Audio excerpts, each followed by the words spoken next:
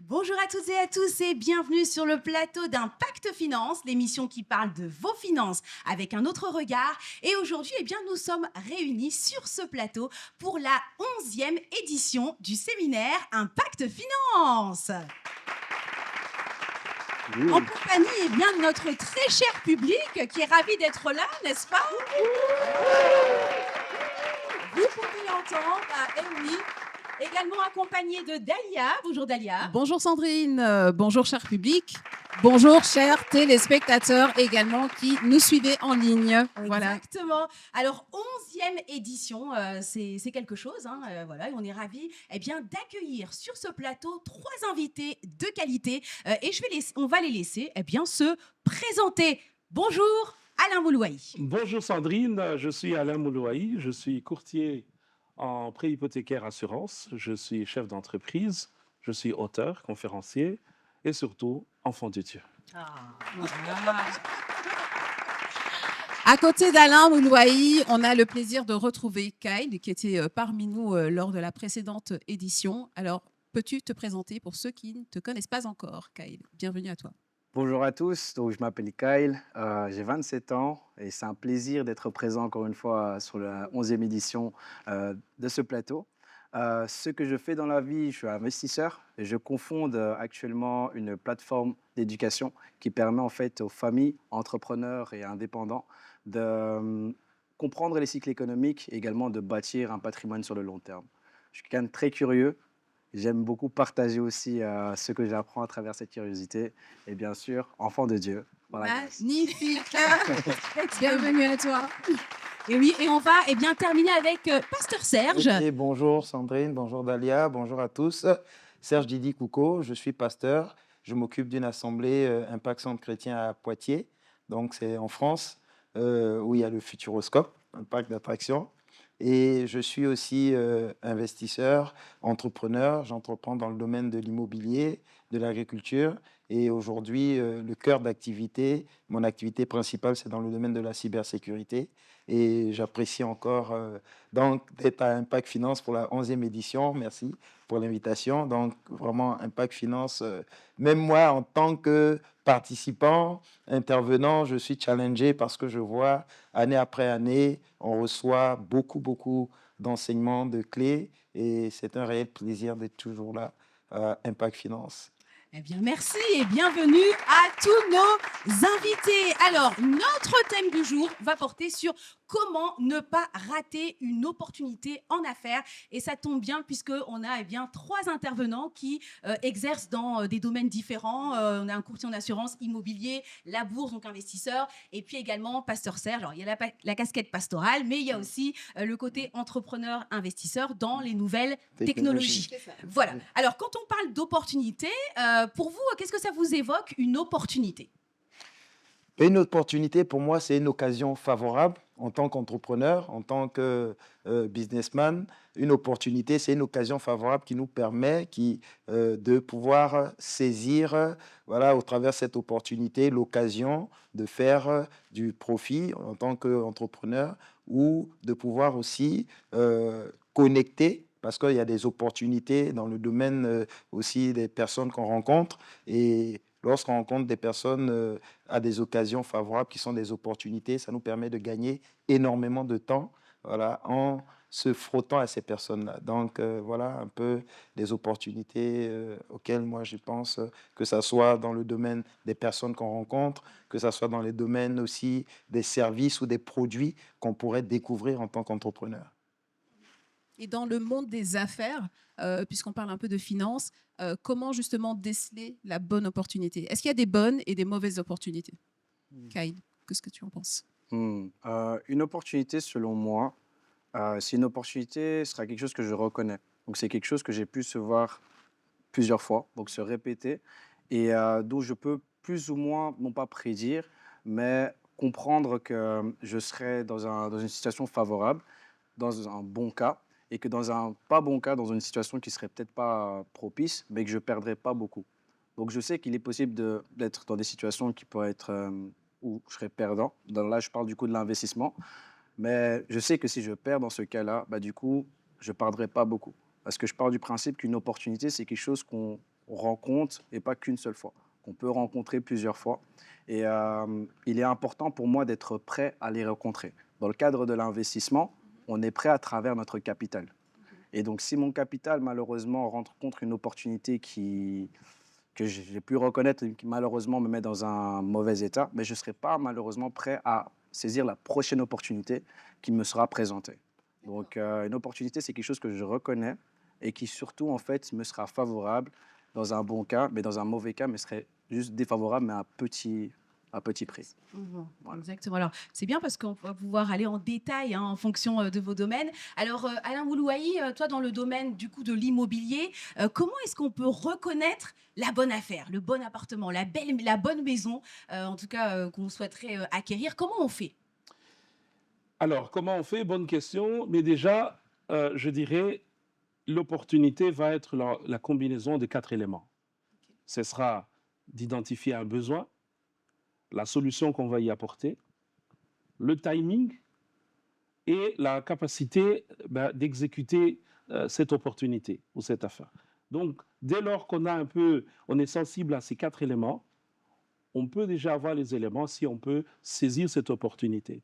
C'est-à-dire pour moi, qui suis en train de chercher, quand je dis pour moi, pour un client, qui cherche à acheter un bien, qui peut voir le bien, mais qui, le timing, c'est que l'offre est valable aujourd'hui et demain, mais pas après-demain.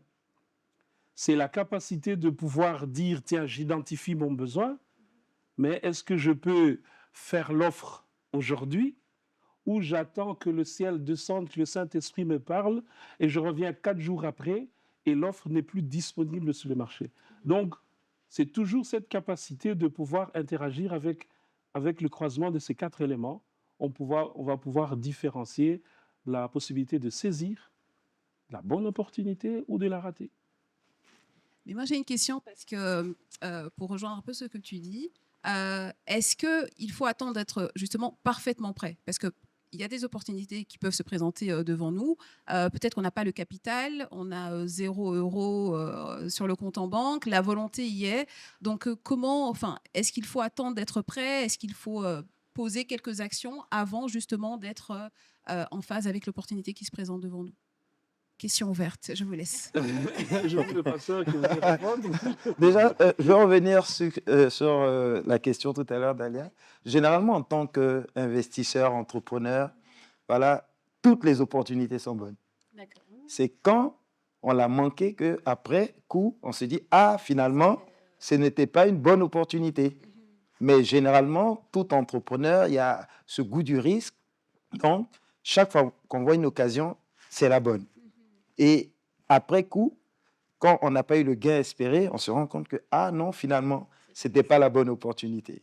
Et donc, c'est ça qu'il faut déjà comprendre et déceler. Maintenant, il faut toujours être prêt parce que les opportunités vont toujours se présenter. Elles se présenteraient toujours. Maintenant, tout dépend, comme Alain disait, voilà, est-ce que ce que moi j'ai à proposer va correspondre aux besoins que j'ai identifiés ou aux désirs que j'ai. Parce que je peux avoir le désir de proposer un service, un bien. Pour moi, ça va être une bonne opportunité. Mais si le gain espéré n'est pas au rendez-vous, après coup, je me rendrai compte que tout l'effort que j'ai fait, tout ce que j'ai eu à mettre, entreprendre, investir, il n'y a pas eu ce retour sur investissement-là. Après, il faut que j'ai l'honnêteté de reconnaître que, ah, finalement, ce n'était pas une bonne opportunité. Mais je ne vais pas rester sur ça. Ça va me permettre de rebondir parce que les opportunités se présenteront toujours. Alors, c'est vrai que c'est intéressant de voir qu'il y a un cycle, en fait. Hein, les opportunités se renouvellent. Alors après, c'est parce que Pasteur Serge, Pasteur Alain, je ne sais pas, mais bon, Pasteur Serge, vous disiez justement que les opportunités sont quelque part toutes bonnes à saisir, mais peut-être dans le domaine de l'immobilier, ça peut différer. Il y a une différence quand même pour les investisseurs et peut-être ceux qui veulent acquérir un bien immobilier. Il y a quand même cette nuance. Oui, on va toujours mettre une nuance. En fait, il dit, pour un investisseur ou un entrepreneur, toute opportunité peut être intéressante à saisir. Mais on ne saisit pas forcément toute opportunité. Mhm. C'est là où vient la différence. Elle peut être intéressante, chiffrement parlé, Mhm. mais comme je disais, le croisement de ces 4 éléments, le 4e élément, est-ce que je suis prêt à offrir le service en cette saison-là? Parce qu'il y a l'autre élément du temps. Donc, imaginons, il y a un appel d'offres. Pour cette période-là, je n'ai pas d'équipe ou des éléments à répondre à cette opportunité. Elle est bonne en soi, mais elle n'est pas bonne pour moi de la saisir au risque de perdre toute ma crédibilité parce que je ne saurais pas la remplir. Mais par contre, j'aimerais aussi faire la nette différence entre je suis capable de le faire, mais j'ai des doutes, j'ai des craintes, j'ai des peurs. C'est des personnes qui n'osent pas. Alors que, voilà, pour l'acquisition d'un bien, je veux lui dire, tu as 5 000 euros, tu as tes fiches de paye, tu peux acheter. Mais la personne dit non, on m'a dit que c'est risqué. Il a peur, je veux me décider, je veux prendre le temps de prier, alors que ce qu'il voulait, cette maison-là, ben, l'offre n'est plus disponible parce qu'il y a eu plutôt une saturation, il y a eu de la peur, il y a eu de la crainte, le peur d'avancer, il a raté l'opportunité. Donc du coup, toutes les opportunités peuvent être intéressantes. Ça dépend. Parfois, il n'est pas bon de les saisir toutes parce qu'on n'est pas prêt, mais il faut aussi différencier. On peut être prêt, mais on a peur, ce qui n'est pas bon non plus. Donc, oui, pour notre entrepreneur, c'est pour ça qu'en tant qu'enfant de Dieu, et je m'excuse de garder encore la parole, l'élément qui va venir faire la différence, et c'est pour ça que dans ma présentation, j'aime autant dire « je suis enfant de Dieu », parce qu'on a un élément que le monde n'a pas forcément, c'est le Saint-Esprit. Parce que lui peut me dire, tu as tous les éléments, mais ce n'est pas bon pour toi. Alors je m'arrête.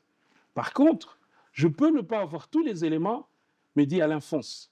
Et là, je m'appuie sur sa parole, parce que je sais que je vais le rencontrer. Donc, les opportunités sont là, elles sont là tous les jours.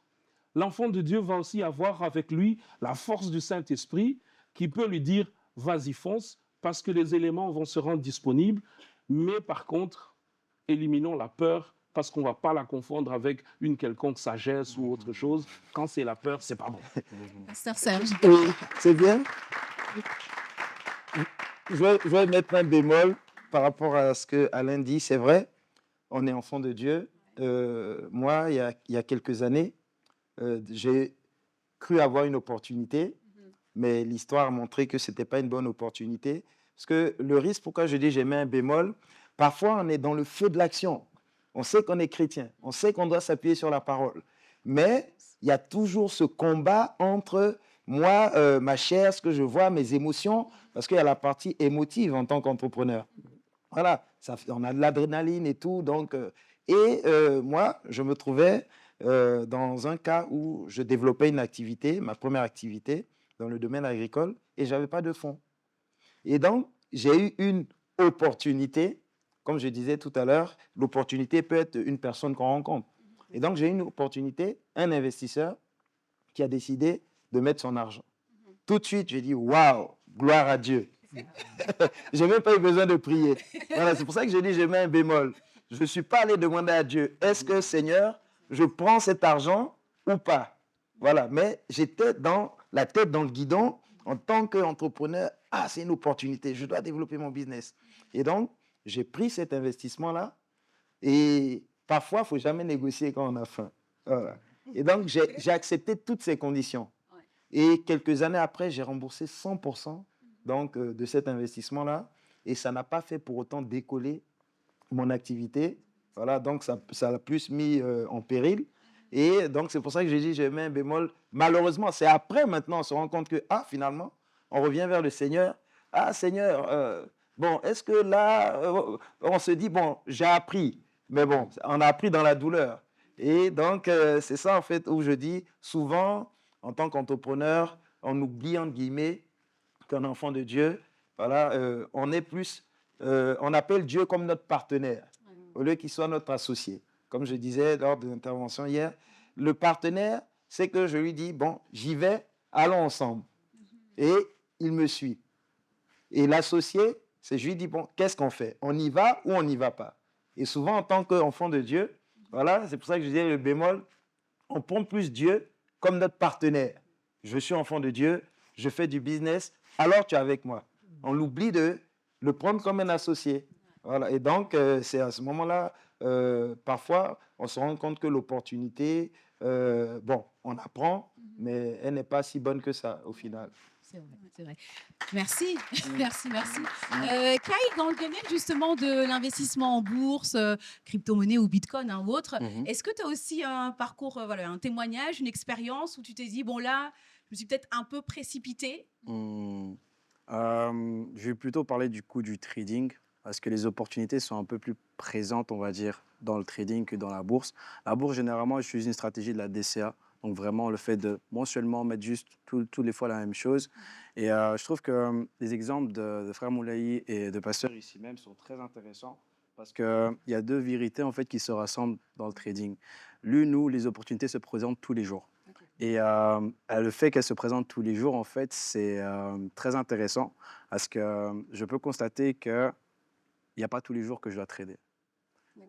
Parce que même si elles ont, comme il a dit, hein, on a l'impression que, en fait, voilà, toute opportunité est bonne à prendre. Je peux faire de l'argent. Mais maintenant, la question, c'est que se dire, est-ce que je prends conscience du risque que je prends? Et le risque, c'est se dire combien est-ce que je suis prêt à perdre par rapport à ça. Et en tant que trader, du coup, c'est se dire quelle partie de ce capital je suis prêt à perdre. Si je perds, est-ce que cette opportunité en vaut la peine? Donc, ça veut dire que je regarde un peu les marchés, je regarde l'espace que j'ai, donc on dit souvent la room, donc l'espace que je pourrais avoir, l'opportunité à la hausse et le risque à la baisse. Et quand je calcule les deux, est-ce que cette opportunité, je vais la prendre? Pourtant, elle est là. Et il y a des moments où je ne la prends pas. Parce que je me dis, en fait, mon capital ne vaut pas la peine de cette opportunité. Et tout comme Frère Moulaï l'a expliqué, il y avait des opportunités en trading où ça n'avait pas l'air joli, joli, joli. C'était pas scolaire. Donc, ça veut dire que je ne revoyais pas mes belles courbes, je ne voyais pas mes beaux graphiques et les belles bougies. Pourtant, j'avais la conviction du Saint-Esprit qui me dit, Kyle, let's go. Et je me suis dit, oh, mais bizarre. Et je l'ai fait. J'ai dit, tu sais quoi, ça que j'aime bien avec Dieu, c'est que j'aime bien. Je suis quelqu'un qui teste un peu. Donc, ça veut dire que parmi ces voix, on peut entendre. Je me dis, mais si c'est toi, je vais voir. Et si tu as raison, c'est que c'était toi. Et donc, dans ce cas-là, c'est ce que j'ai fait, c'est que j'ai ressenti la conviction de rentrer et je me suis dit, bon, bah, au moins, je pourrais savoir que cette voie-là, ça, c'est pas Dieu, ça ne fonctionne pas. Et donc, je l'ai fait. Et c'était drôle parce que du coup, j'étais avec mon associé et je crois 15 minutes après, je vois l'actif dans lequel j'ai investi exploser à la hausse. Mais je ne comprends pas pourquoi. La première chose que je fais, c'est parler avec mon partenaire. Donc, j'aime bien. J'avais parlé avec mon partenaire. J'ai dit, mais qu'est-ce qui s'est passé? Il dit, ah, mais il y a eu une annonce économique surprise sur le marché anglais. Et je suis en mode, wow, mais c'est immense. J'ai juste clôturé, j'ai pris mes sous.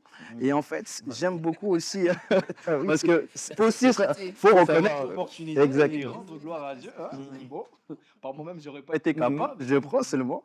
Mais aussi, l'exemple de Frère Moulaye était très intéressant parce que cette conviction de la part du Saint-Esprit, en fait, je dois la reconnaître. Et c'est cette proximité avec le cœur de Dieu qu'on cherche. Donc, ça veut dire que la première chose qu'on va chercher, ce n'est pas spécialement le gain financier. C'est en cherchant le cœur de Dieu qu'on peut en fait se mettre dans une disposition de pouvoir l'entendre correctement et savoir déceler sa voix dans ce genre d'opportunité. Et juste respecter l'opportunité. Une opportunité, encore une fois, il faut la respecter. Il faut, comme les grâces, je la respecte. Je sais qu'elles sont données par Dieu. Et quand on la reconnaît, on fait les choses bien aussi. Waouh, Voilà. ça mérite d'être applaudi. Une question pour vous trois. Alors, est-ce que la préparation rencontre l'opportunité ou l'opportunité rencontre la préparation? Et ma deuxième question, comme ça on va dans la même lancée, c'est vrai que quand on a préparé un peu cette émission, les échos que j'avais, c'était que beaucoup n'y croyaient plus. Voilà, aux opportunités. Peut-être qu'il y a un âge où est-ce qu'il faut penser, talent, don, peut-être que certains se cherchent encore. Donc voilà, est-ce qu'il faut se préparer pour rencontrer l'opportunité? Est-ce que l'opportunité nous rencontre? Est-ce que la préparation est importante? Et puis peut-être donner aussi un message pour toutes celles et ceux qui n'y croient plus. Je dirais, la préparation va aller rencontrer l'opportunité. Je préfère dans ce sens-là, parce qu'il faut d'abord et toujours être préparé. Dans n'importe quelle activité dans laquelle vous êtes, préparez-vous, soyez le meilleur, soyez positionné pour être au bon moment lorsque l'information bouge. Quand vous êtes préparé, vous la saisirez et vous accomplirez la demande de l'opportunité. Parce que l'opportunité reste une demande. J'ai besoin d'organiser un mariage, je veux avoir un beau mariage. Si je rencontre en ce moment-là, pendant que je parle de ça, une personne qui me présente un organisateur de mariage, c'est pas là pour qu'il commence à faire du training sur moi. Je veux que l'opportunité va être un bon prestataire qui sort au bon moment de recherche. Donc, il ne fait pas du testing sur moi. Donc, ma préparation va précéder l'opportunité. Et quand je la rencontre, je fais ce qui est attendu de ça. Maintenant, Dieu reste souverain. Parfois, il peut faire le sens inverse. Il peut me positionner pour m'enseigner et m'apprendre des notions de foi. Parce que ce que j'ai vu en rêve, en songe ou en vision, que le Seigneur me positionne, il peut m'amener sur un chemin sur lequel je n'étais pas forcément préparé, mais je le saisis, mais généralement, j'aurai le temps de vite me préparer ou de m'associer avec ceux qui sont préparés. Donc, la préparation va toujours être là. Par contre, de savoir saisir et de rester enfant de Dieu dans le sens où il y a un grand élément qui m'accompagne, c'est la foi. C'est la ferme assurance. Et ça, beaucoup, et malheureusement même enfants de Dieu, confondent, passent à côté ou ne cernent pas toujours la dimension de la foi. Il suffit de l'entendre. J'ai peur, il n'y a pas la foi. Je crains, il n'y a pas la foi. Je vais encore réfléchir. Donc, du coup, pour moi, c'est ceux qui hésitent encore, c'est peut-être le temps de dire, puisqu'on est dans un cadre qui nous permet de le dire, rapproche-toi encore un peu plus, finalement, retravaille encore ta relation avec le Saint-Esprit, reprends un peu la confiance, réapprends la notion de la foi et les principes de foi pour que ça augmente en toi la confiance. Et une fois qu'on est connecté, je peux donner un exemple, compléter un peu le frère ce qu'il disait. Je me rappelle, il y a une quinzaine d'années, j'avais une société de rénovation. Au début, je ramasse tout ce qui se passe. Mais arrive un moment où tu as des rénovations sur des biens, ça se passe plutôt mal. Et où je pensais gagner 10 000 euros, mais où à la fin, je me retrouve à perdre 20 000 euros. Ce qui fait qu'avec le temps, avec la connaissance, avec la relation avec le Saint-Esprit, toute opportunité qui vient où je peux gagner 10 000 euros, je ne les prends pas toutes. Je préfère rester avec mon 0 euro de bénéfice que de prendre une opportunité qui peut m'entraîner à perdre. Donc, du coup, la sagesse y est passée, le temps y est passé, où je sais que voilà, j'ai une certaine relation, donc j'ai une certaine confirmation, je sais comment le Seigneur me conduit pour dire je prends ou je laisse, ou même s'il ne dit rien, je sais que je peux foncer, ou je sais que non, clairement ici, non, c'est bon, laissons l'opportunité, c'est peut-être pas pour moi, c'est peut-être pour le révéler. Donc, c'est vrai. donc la formation va toujours précéder l'opportunité, c'est mieux dans ce sens-là. Amen, amen. Oui, moi, Merci beaucoup. je rejoins Alain. Effectivement, la préparation vient avant. L'opportunité, il y en aura toujours. Voilà. Mais parfois, on peut manquer la préparation. Si, par exemple, on fait un parallèle, la parabole des vierges, donc les vierges sages et les vierges folles, elles se sont préparées. Parce que l'opportunité de rencontrer donc l'époux donc, allait se présenter et s'est présenté. Et donc, c'est celles qui étaient mieux préparées qui ont su saisir et capitaliser l'opportunité. Donc, c'est important la préparation. Moi, tout à l'heure, j'ai dit qu'aujourd'hui, mon cœur d'activité, c'est dans la cybersécurité. J'ai fait du droit et avant de finir mon dernier cycle, voilà, donc à l'époque, bon, nous, c'était la maîtrise, maintenant, on dit LMD, voilà, et en licence, une opportunité s'est présentée. Voilà, donc il y avait dans l'université où j'étais l'opportunité de faire un cycle d'informatique appliqué au droit. Voilà, et donc j'ai saisi cette opportunité-là. Donc j'ai fait ce cycle-là Et plus tard, après, donc j'ai fait du droit appliqué aux nouvelles technologies. Et donc, 10 ans après, j'ai eu une opportunité. J'ai un ami qui était enseignant et il travaillait au ministère des Nouvelles Technologies, donc en Côte d'Ivoire où j'étais. Il dit, ah, il y a une opportunité. Aujourd'hui, le cyberespace donc, était vraiment, n'avait pas bonne réputation. Et l'opportunité qui se présentait, c'était de former donc, du personnel pour lutter contre cela. Et du fait que dans mon parcours, je m'étais préparé, donc je savais, je n'étais pas informaticien, mais je comprenais le langage des informaticiens et le langage juridique. Et donc, j'arrivais à matcher ça. Et donc, c'est cette préparation-là qui m'a permis de saisir ces opportunités. Et à partir de là, j'ai créé l'entreprise. Et en 2010, et 15 ans après, donc je suis dans le domaine des nouvelles technologies, mais c'est la préparation qui a croisé l'opportunité, qui a fait en sorte que j'ai continué le parcours. Donc, vraiment, j'encourage, voilà, donc tout entrepreneur et on n'arrête pas d'apprendre. On apprend tous les jours. Hier, moi, je suis allé il y avait un atelier sur la cybersécurité. J'ai appris, c'était excellent. Donc, vraiment, pour répondre à Dalia, la préparation est nécessaire, indispensable, parce qu'il y aura toujours une opportunité. Très bien, super. Merci, merci beaucoup. Et donc on comprend donc qu'il y a une préparation qui est à faire, hein, une préparation à la fois spirituelle, une préparation aussi en se formant, hein, continuer tout le temps à renouveler aussi différents apprentissages. Et justement par rapport à cet aspect-là, hein, on peut aussi se dire, parce qu'il y a des personnes qui se disent mais moi j'ai tellement raté d'opportunités, la foi n'est plus là. À vous écouter, on a aussi l'impression que quelque part, les opportunités manquées ou ratées, c'est aussi un apprentissage. C'est-à-dire, c'est la sagesse et puis ça permet quelque part de se dire, bah tiens, là, je ne referai plus ça ou là, j'aurais pu prendre. Hein. Je ne sais pas si vous peut-être encourager ceux qui se sentent peut-être un peu lassés par les opportunités ratées. Non, clairement, on apprend toujours et on doit apprendre de ses échecs et peut-être même mieux s'entourer aussi de bons mentors, de ceux qui ont réussi ou qui performent dans notre domaine. Ne jamais rester sur un échec parce que c'est là où on nous forme. Maintenant, ne pas se former et répéter les échecs, ça devient autre chose. Mais on peut échouer et ça ne doit pas être un problème. Le plus important, c'est d'apprendre et d'être en mesure de revenir auprès du Seigneur. Père, qu'est-ce que j'ai raté? Je me rappelle, j'étais aux études à l'université à Mons et je rate ma 2e année. Et là, je rate avec 3 cours.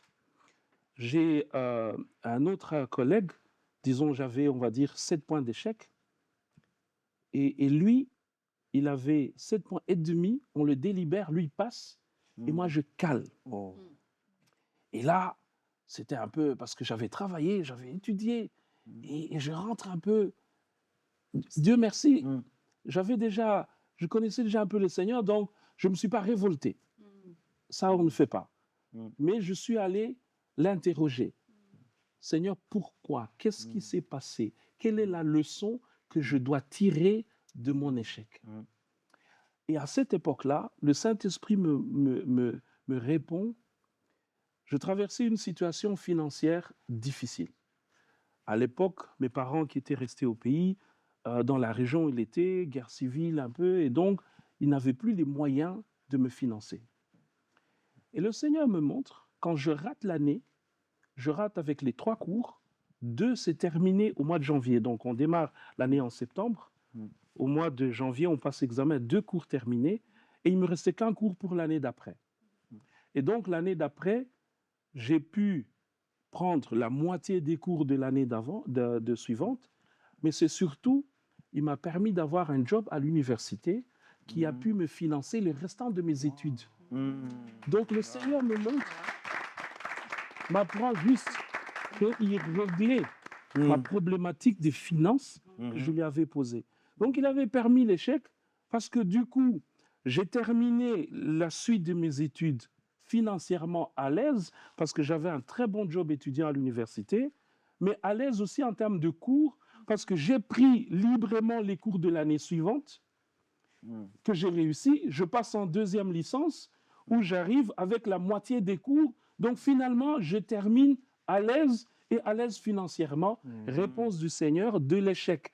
Donc les échecs peuvent arriver. mais apprends de l'échec. C'est ça. Mais ne te révolte pas ou ne laisse pas tomber les bras parce que ce n'est pas le but du Seigneur. Il veut nous former, mais apprends, cherche, apprends et va de l'avant.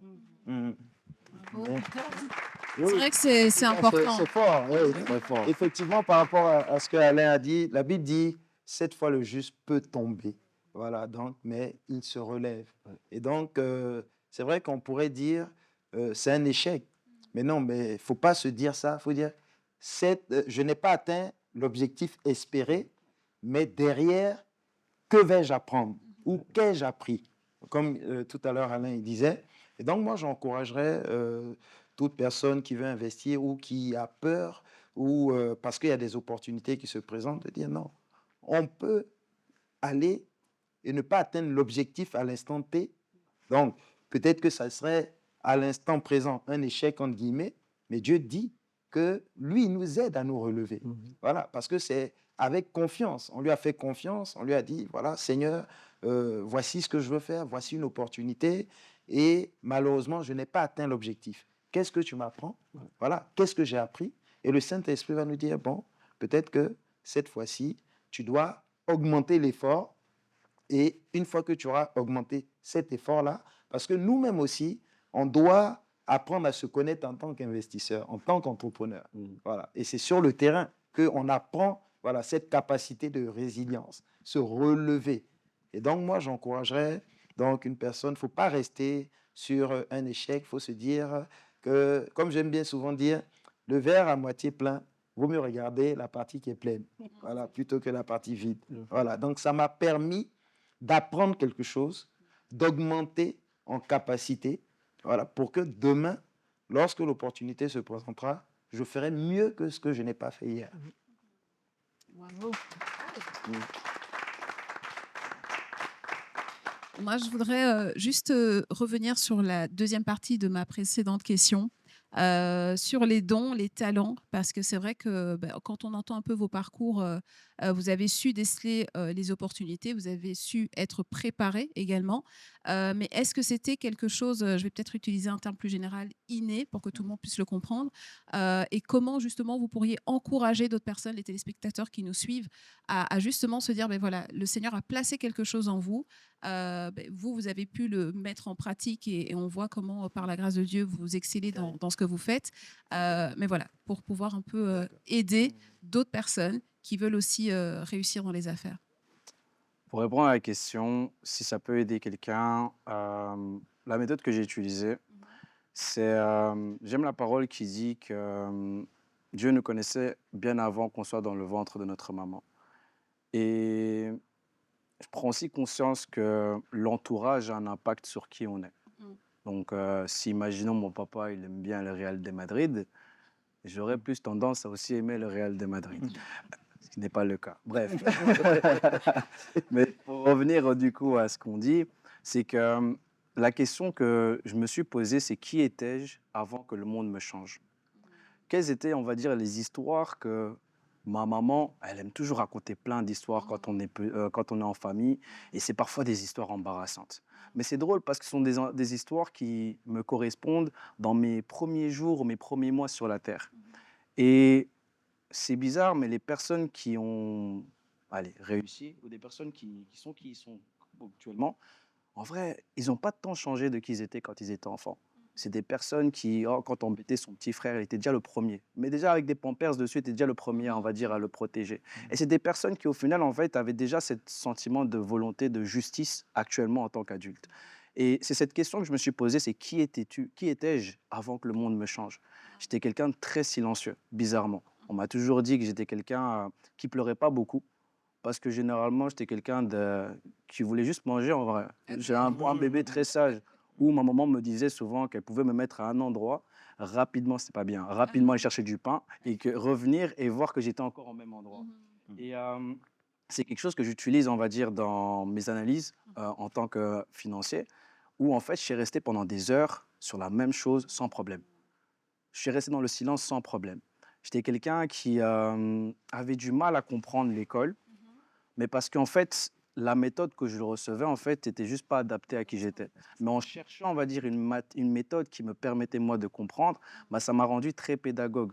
Parce que ça m'a permis, en fait, de réaliser qu'en fait, il y a une méthode, mais ce n'est pas pour tout le monde. Et en cherchant plusieurs méthodes, bah, en fait, j'ai réalisé qu'il y a différents types de manières d'apprendre et ça m'a beaucoup aidé pour l'accompagnement qu'on fait avec le cofondateur de l'entreprise. Aussi, j'aime simplifier. Je vais toujours, bah, les maths, c'était quelque chose qu'à la base, je n'aimais pas, jusqu'à ce que je rentre dans les inéquations. Bah, j'ai réalisé qu'en fait, simplifier les choses, j'aimais beaucoup faire ça. Et c'est ce que je fais aussi, bah, du coup, là où ça a l'air complexe, bah, j'aime simplifier. En fait, c'est vraiment ça, c'est se dire, vous avez des choses depuis que vous êtes tout petit, que vous faites naturellement, C'est ça. mais que vous avez juste pas le temps de vous asseoir. On est tellement absorbé par nos appareils téléphoniques et sur des choses qui nous stimulent et qui nous donnent, on va dire, des récompenses rapides, Exact. qu'il y a des moments, en fait, il faut juste, bah, comme le message qu'on a eu aujourd'hui, hein, s'asseoir, prendre le temps de juste réfléchir et de constater, on va dire, ce que le Seigneur il a mis en nous. Parce que c'est ça, en fait, qui va vous permettre, en fait, de réaliser quels sont les vases que vous pouvez mettre à disposition et qu'est-ce que vous pouvez apporter en plus. Se connaître soi-même, comme Pasteur le dit, c'est ce qui vous permet de se dire, en fait, c'est la méthode que je vais utiliser. Et les opportunités, c'est se dire, mais où est-ce que je me situe? À quelle intersection? Nous, ici, avec les finances, ça peut être entre la foi et la richesse ou les finances. Et on a besoin d'avoir quelqu'un qui est capable de rassembler les deux. Et comment tu vas le faire?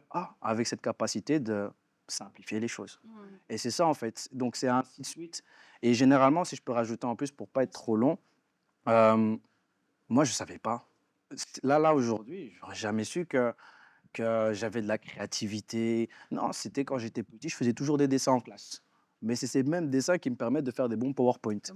Donc, c'est cette sensibilité, encore une fois, se dire que ce sont des choses, et j'aime la parole qui dit qu'en fin de compte, tout concourt au bien de ceux qui aiment Dieu. Exactement. Donc, il va tout utiliser, encore une fois, en tous les cas.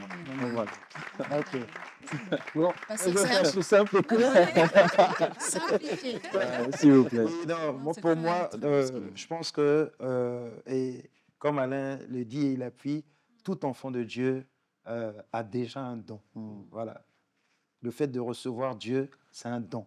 Et après, il y a la partie talent, compétence. Et comme Kyle dit, il y a des choses qui sont innées. Donc, il y a le don, tout enfant de Dieu a quelque chose. Et après, maintenant, comment est-ce que je vais découvrir ce don? Voilà, donc pour le capitaliser, pour qu'il devienne un talent qui va me permettre de pouvoir le rentabiliser. Ça va être l'apprentissage, ce que j'aime faire, ou c'est mon battement de cœur. Je peux faire quelque chose, je ne vois pas le temps passer. Donc, et là, ça va me permettre de découvrir que, là, j'ai un don. Voilà. Et donc, tout enfant de Dieu a un don en lui. Et les talents, après, se découvrent et se travaillent. Mais moi, je dirais, et ce que je pourrais dire à nos téléspectateurs et à tous, c'est qu'en tant qu'enfant de Dieu, on a déjà un don. Le meilleur des dons, c'est Dieu. Et Dieu, il est multifacette. Voilà. Et chacun, comme il a parlé de la parabole des talents, voilà, chacun de nous a au moins une capacité. Voilà, innée. Voilà, on est avec. Et après, maintenant, ça se travaille pour augmenter en valeur. Mais Dalia, tout le monde, on a des dons, voilà, on a des capacités, c'est inné. C'est inné. Maintenant, après, il faut savoir travailler, voilà, donc ce qu'on a décelé comme capacité. Et aussi faible soit-elle. C'est ça. Voilà, Amen. directement. Yes. Amen, amen. Et enfin, oui, Ah, c'est pour ça que tu as droit aussi à la parole. on a tout vu. Parler Non. avant, Alain, toujours. Non, je rends grâce à Dieu. Mais ce que je voudrais rajouter, lorsque je parle dans un séminaire, pour ceux qui achètent ou qui veulent acheter, de dire augmentez vos revenus. Dans augmenter vos revenus, vous pourrez avoir le travail séculier pour lequel vous êtes payé. Mais je dis alors, vous pourrez aussi avoir une activité complémentaire pour rejoindre avec maintenant le battement de cœur, le don, le talent. Si vous ne l'exercez pas dans votre métier principal, créez votre activité complémentaire. Faites-le.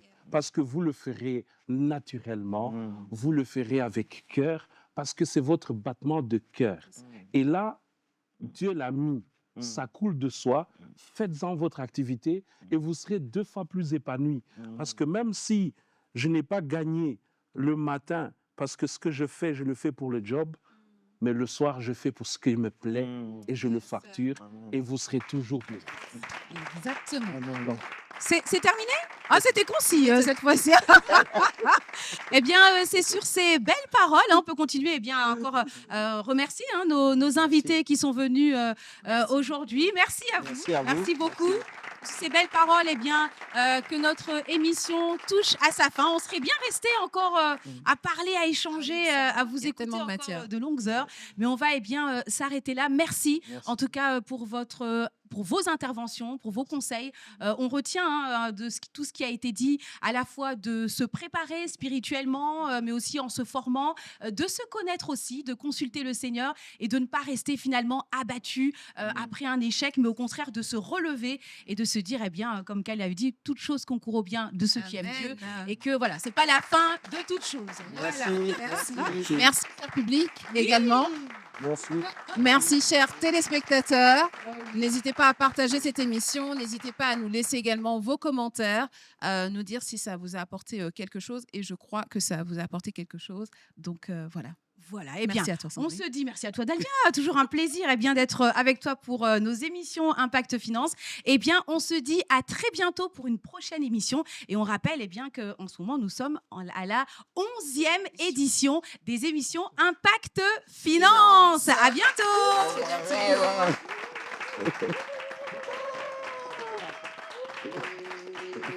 Merci.